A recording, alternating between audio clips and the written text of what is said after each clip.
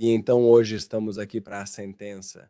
E essa sentença, você sabe, ambos os lados realmente estão de acordo. Mas eu só quero destacar algumas coisas. O legislador deu aos tribunais 7 objetivos, realmente coisas para considerar na hora de sentenciar. E claro, você sabe, a lei, temos casos judiciais, decisões judiciais e precedentes, mas esses são os 7. Primeiro, garantir que a punição para uma infração penal seja proporcional à gravidade da infração e aos antecedentes criminais do infrator. Segundo, promover o respeito pela lei ao aplicar uma punição que seja justa. Terceiro, ser compatível com a punição imposta a outros que cometeram infrações semelhantes. Quarto, proteger o público. Quinto, oferecer ao infrator uma oportunidade de se aprimorar. Sexto, fazer uso econômico dos recursos do Estado e dos recursos do governo local. E sétimo, diminuir o risco de reincidência dos infratores na comunidade. Esta em particular, a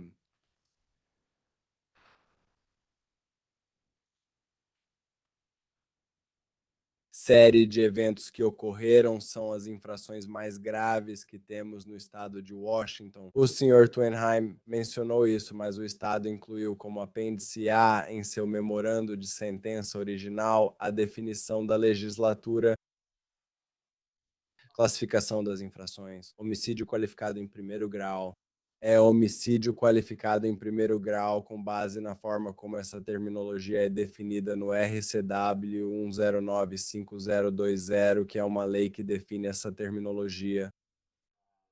E então 10.95.030 trata das penas para homicídio qualificado em primeiro grau. O Legislativo classificou todas as infrações entre os níveis 1 a 15, exceto o homicídio qualificado em primeiro grau, que é uma infração de nível 16. A sentença obrigatória é prisão perpétua sem possibilidade de liberdade condicional. E é exatamente isso que o tribunal vai impor ao Sr. Burke. Serão sentenças consecutivas para a acusação 1 e 3. Estou tentando explicar isso caso as pessoas tenham dúvidas. A acusação 2 e a acusação 4 eram graus menores de homicídio que foram apresentados ao júri.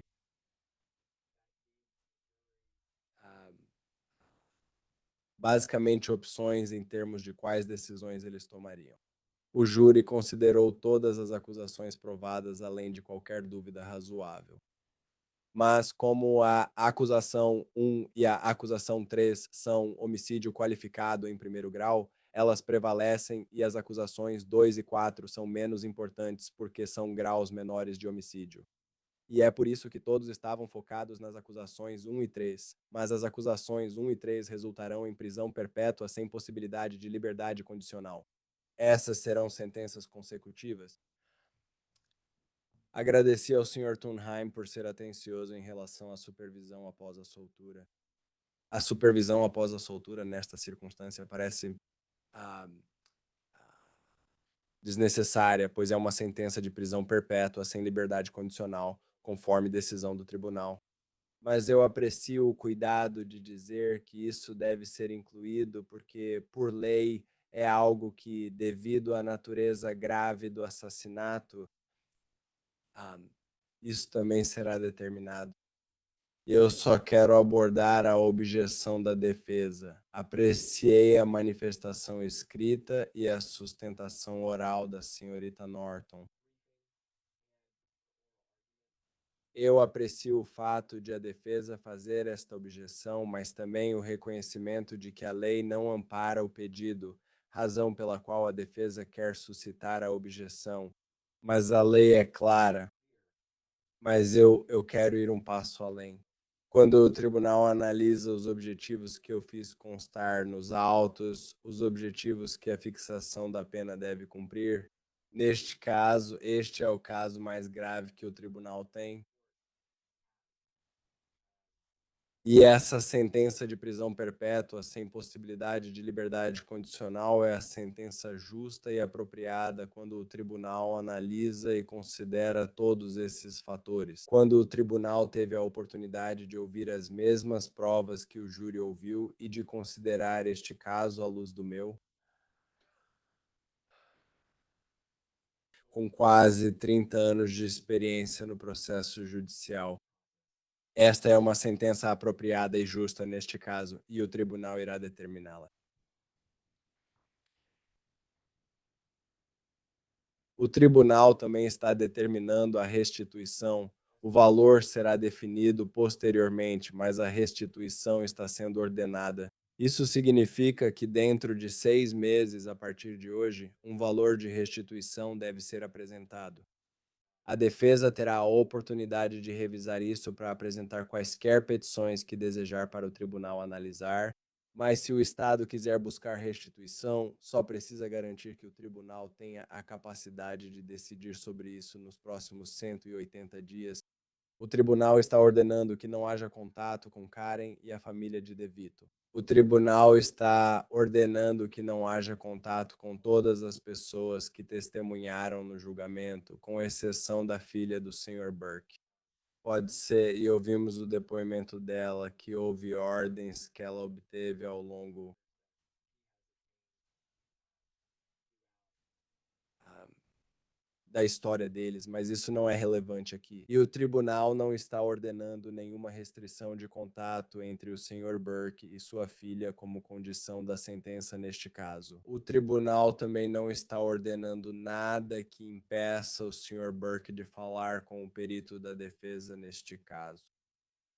O tribunal está incentivando o Sr. Burke a participar de todos os programas de ressocialização possíveis no Departamento de Correções, tudo o que for positivo.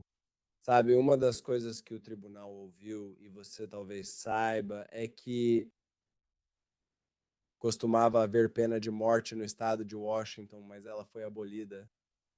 Então você tem uma dádiva que Karen e DeVito não têm. Você tem o dádiva da vida. E por isso, o que eu realmente recomendo que você faça é se envolver em tudo o que puder que seja positivo. Tente desfazer, mesmo que seja só um pouco, o enorme dano que você causou e o grande vazio que você deixou nesta comunidade por causa das suas ações.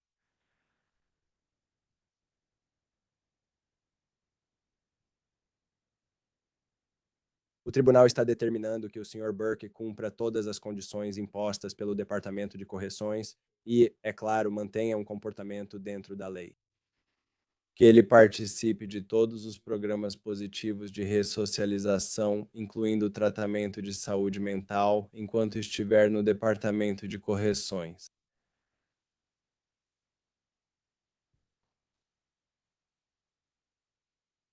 Sinto muito que todos estejam aqui nessas circunstâncias.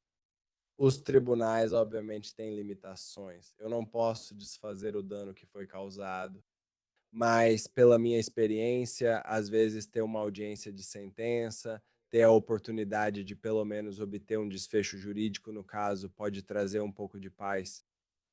E eu espero que ter essa oportunidade, a oportunidade de